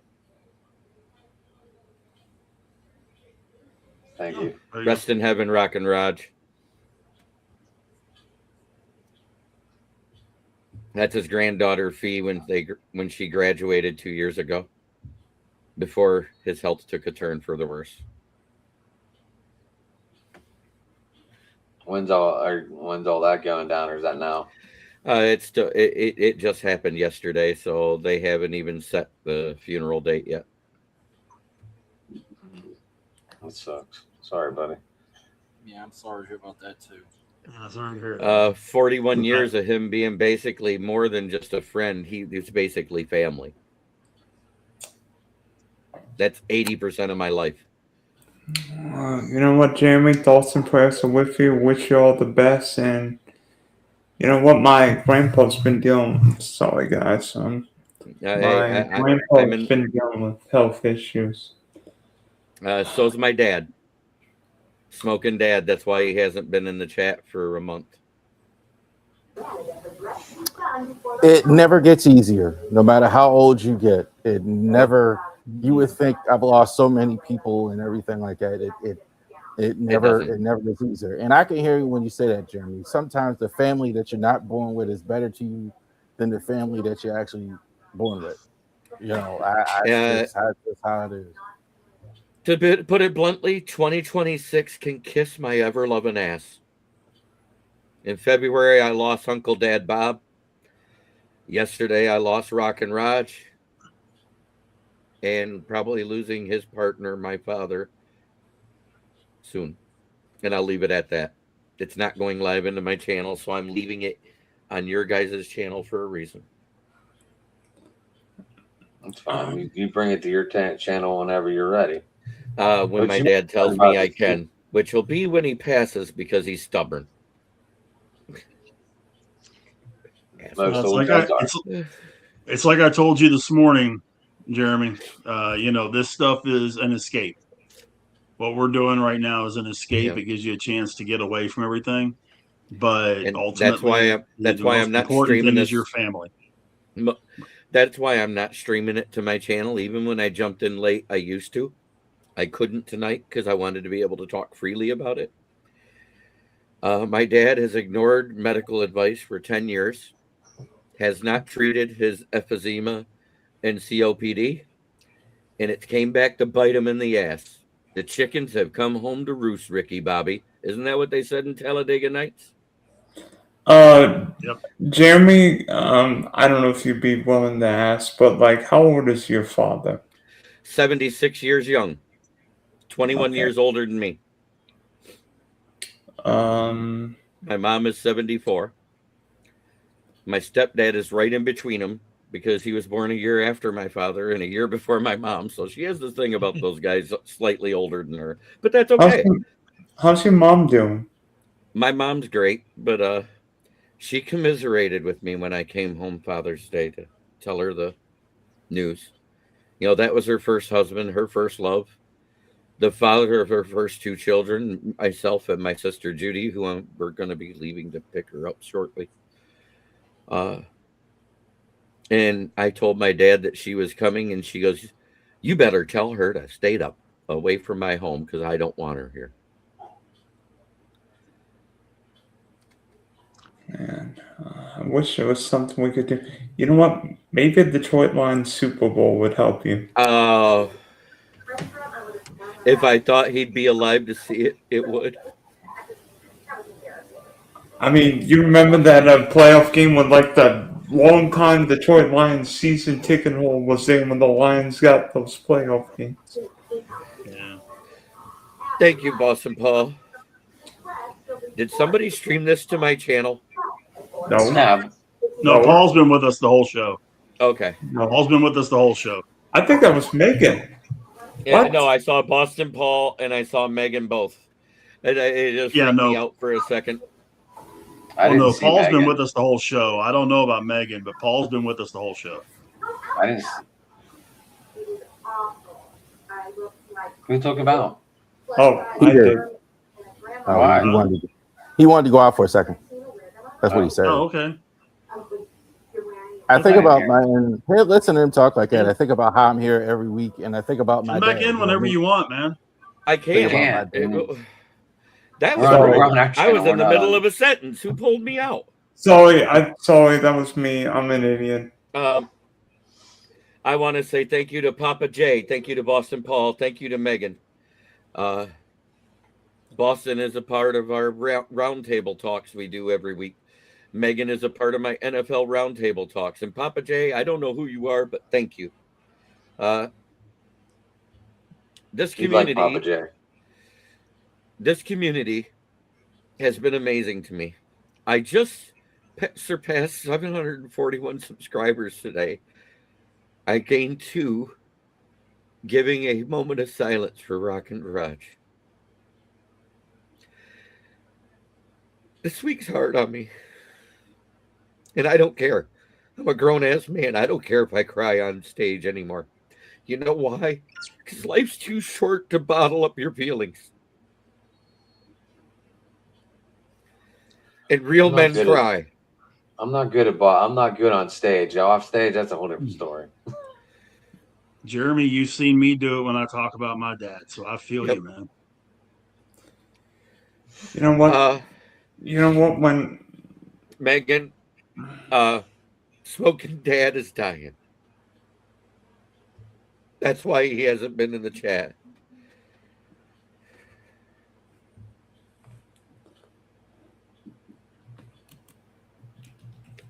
And I'm not handling it well. And I don't care. I had the girl I've been seeing off and on the last 2 years, which has been a tumultuous relationship anyways, actually tell me she didn't care why I didn't message her for 9 hours on Father's Day, that I was being a selfish prick and making it about me when I spent the day with my father and my brother who's home with from the Navy. So I lost 160 pounds of feminazi dead weight today.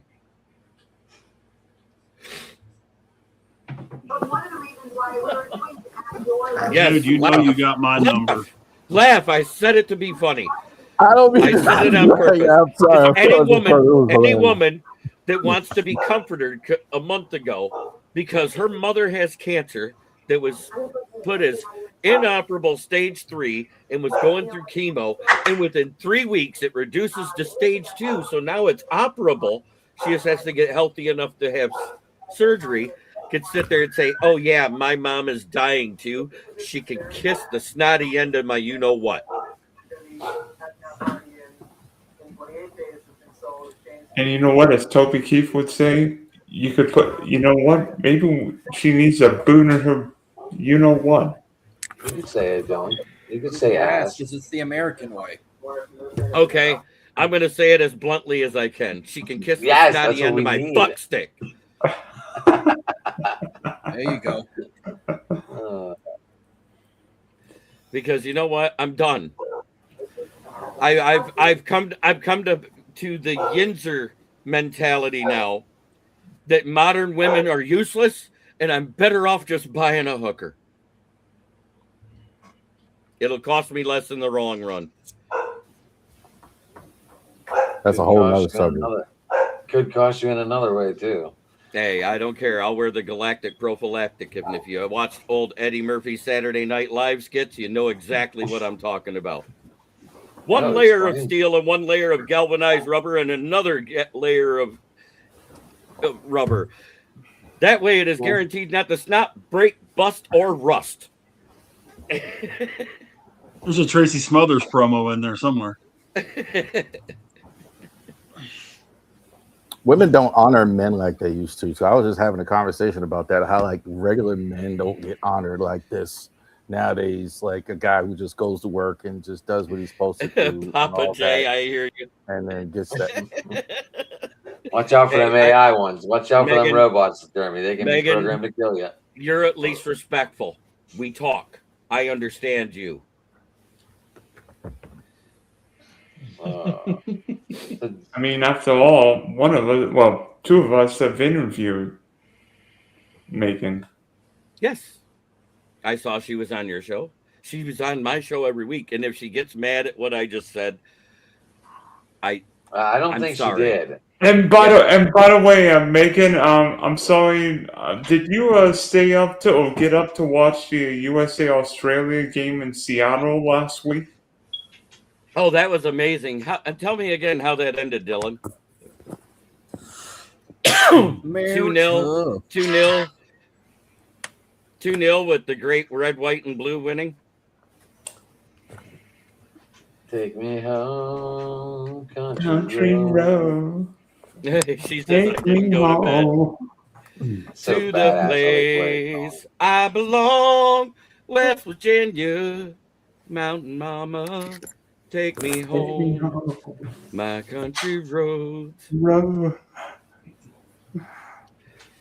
I love that song. Right. It's one of the first songs I learned how to play on the guitar. I've only heard that song 822 times at that Everglade games down here. But I just hope it don't get outplayed like Gloria did whenever the Blues went to the playoffs. Oh, yeah.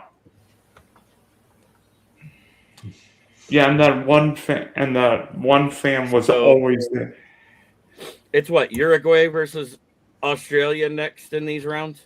I believe it should be Australia against Paraguay.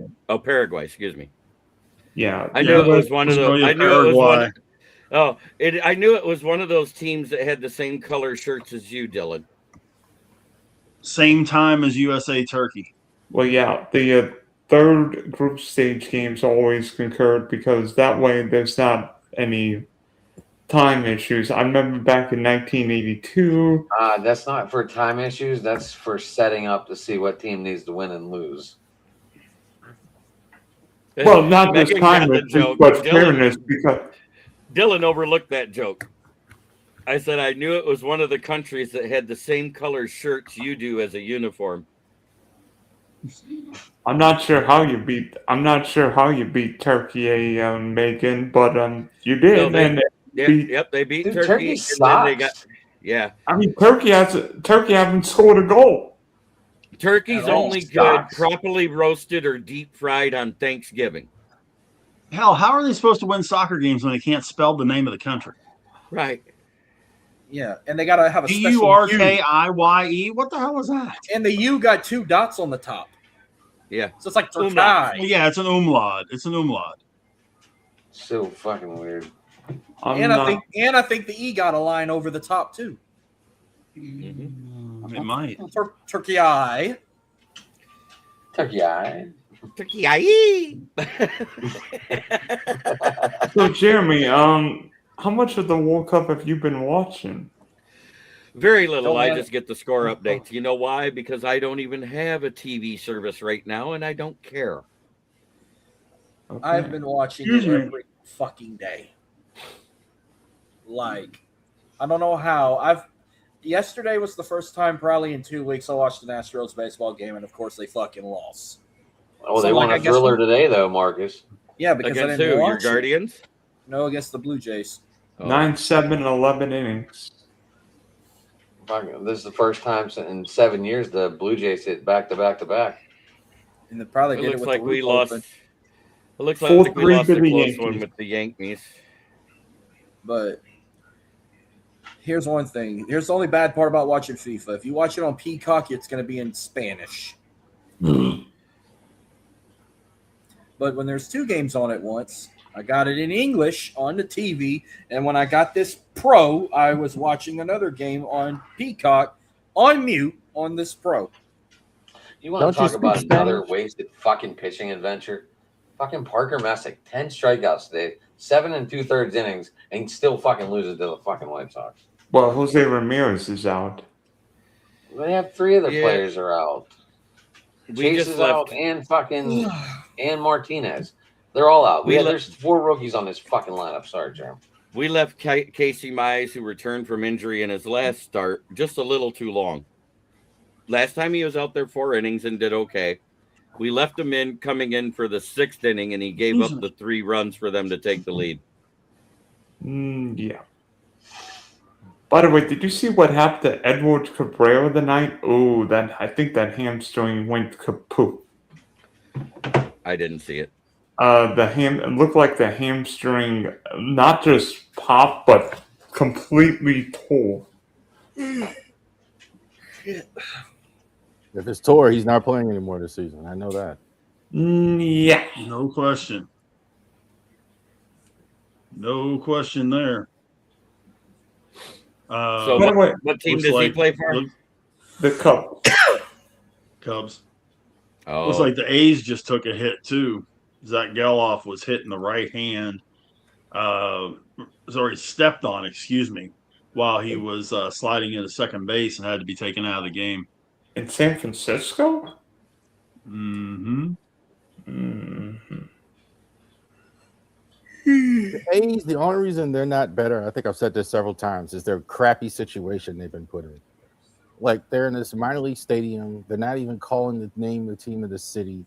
All they've done in the last couple of years is draft good young players, finally get them to the majors, and you got them in this nonsense. That's By the the way, stuff did you they- see? By the way, Marcus, did you see? Excuse me, not Marcus. Charles, did you see when the A's played in Vegas a couple of weeks ago? Those look like little league home runs. I mean, I don't know why the league's even allowing this kind of crap. I really don't. They really want a team in Vegas to allow Yeah, this great. fool. And I mean, they just Mize just went back on the IR tonight because the reason he was pulled is he hurt his hand. I saw what game was Well, the I know- Angels where they went in 13 innings and had a hell of a night in Vegas. Yeah. If Mark Kotze isn't considered for every conceivable job after this, because if he can take this Oakland team and having them anywhere close to 500, which he has done, anywhere close to contending for a wild card spot, that man deserves a ton better job than what he's got. So I'll if take the him over A's Scott ever Harris decide right to now. let him go, I'll take him over You Scott what? Harris right now. there's a bunch of teams that I'm sure would take him. San Francisco would take him. I think Boston would take him in a heartbeat. here's Boston the probably quiet would. part. Here's the quiet part with that team. They have some good players. They're not They just got this some great old players. like they have some really good. So they could be And winning Rooker's on the IL. if they didn't have some old. If they didn't have this ridiculous stadium situation and all that going on. I think that's just what's killing them. Yeah, I mean, you're not. Anyway, In that's all a whole actuality, I think them being at that neutral stadium is helping them this year because they don't have to deal with the crap in Oakland. Mhm. Because Here's nobody my- was. Look at They're filling that stadium halfway in Sacramento, and they couldn't get anybody to go to Oakland last year. And I think having a crowd there. Jeremy, are both those stats wrong? Because from my understanding, they are filling that up every night. The A's are home almost, and then whenever the AAA team is there, it's not being filled up. So I don't know if those stats are mixed up. The A's are having a better draw at the Sacramento Stadium than they ever had in the Oakland Stadium. That's what I'm saying. Yes, it's true.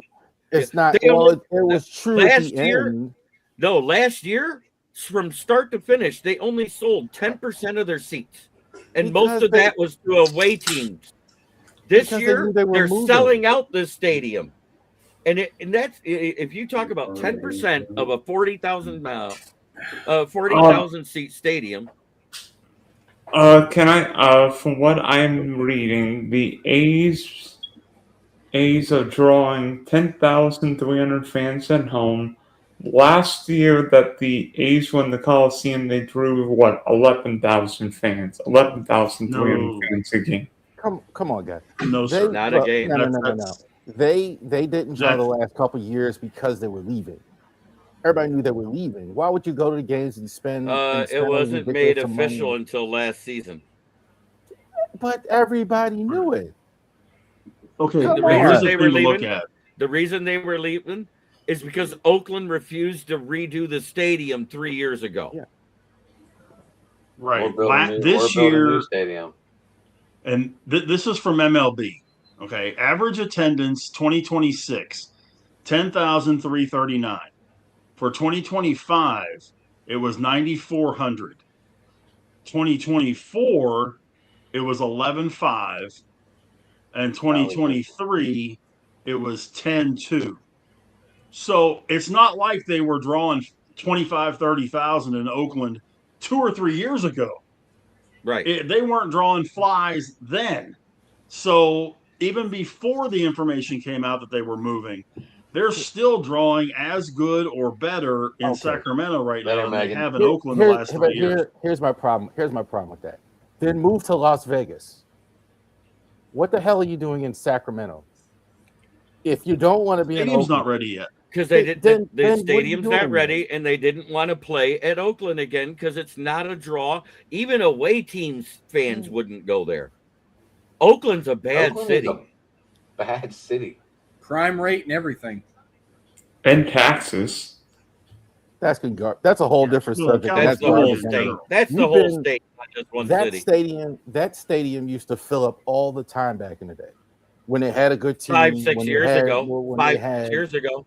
You mean 45 years ago? Even Billy Bean's A's drew better than what we're seeing the last few years when Billy Bean was running. So just stop. So I mean, but the whole thing is, I don't know why the league is allowing them to play in a minor league stadium that's not their stadium. If they're not ready, then play in the minor league stadium in Vegas.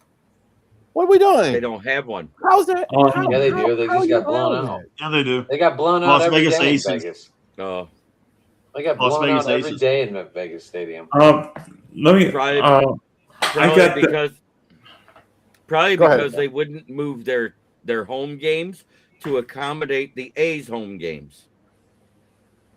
Oh, that's a possibility.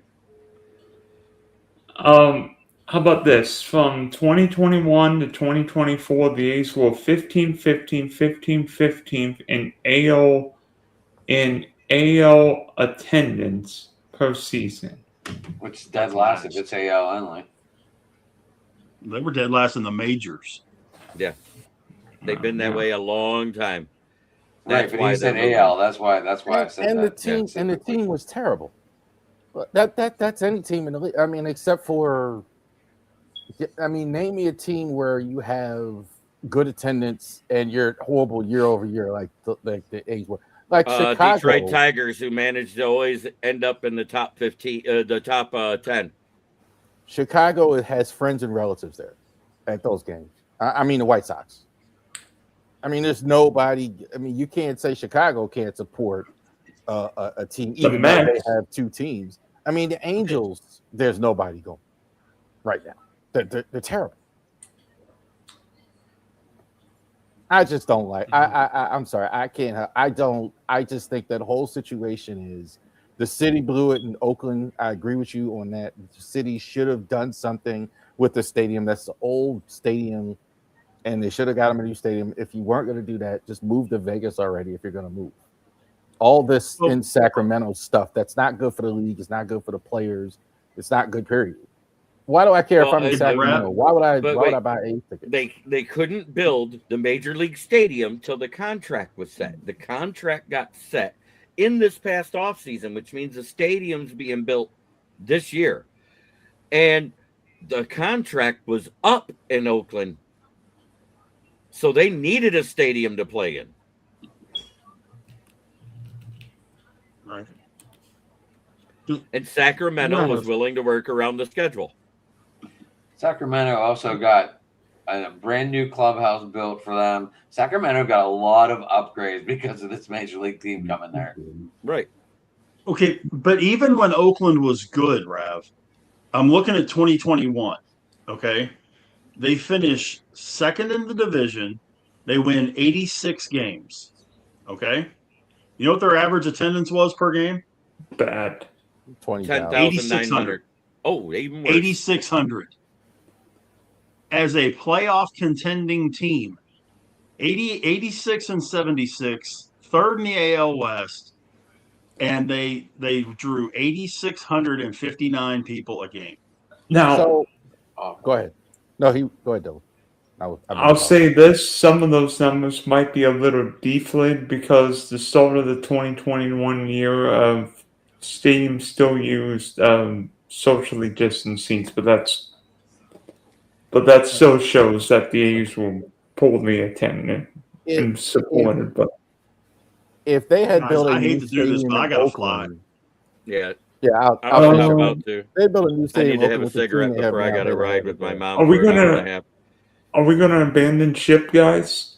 Yeah, I need Yeah, a we gotta fucking go. shower. I am. All right, It's so 10:00. for Rich, Jeremy, Marcus, Adam, Charles, this is Dylan signing off for Open Sports Mike. Tune in to see Rich and Adam tomorrow night, 9 o'clock, Steel City Sports Talk, right? Mm-hmm. And then Marcus and maybe yours truly will have the USA Turkey watch. Oh no, it's happening. It's just who else is coming besides me and you. I already have the link made. And then also tomorrow night on my channel, you have the NFL Roundtable Talks where you will see the lovely Megan Aussie 12 Go Cogger as one of my guests as we go over the AFC and NFC West previews for this upcoming season. And Saturday morning, me and Rich are back to do not one, not two, not three, 4 wrestling predictions this Saturday. Night of Champions, the Great American Bash, Slammiversary, and Forbidden Door. So we're not getting a famous wrestler this week. So covered? wait, It'll be 2 they're weeks. you're doing the Slammiversary into the what door? The Forbidden Door? Forbidden Door. I'm gonna slam her versary in the Forbidden Door. There we go. I that's where I was. That's what I heard. On a and I was Night of like, Champions, I'm gonna give her a Great American Bash by Slammiversary in her Forbidden Door. Which is the day of And it's gonna be a at Night 1 of o'clock. Champions because Rich and I are doing it together. And on that note, come on, ride that train. Have a good night, everybody. Name it. Night, Name it, guys. Thomas. Our new tag team name is Naughty by Nature.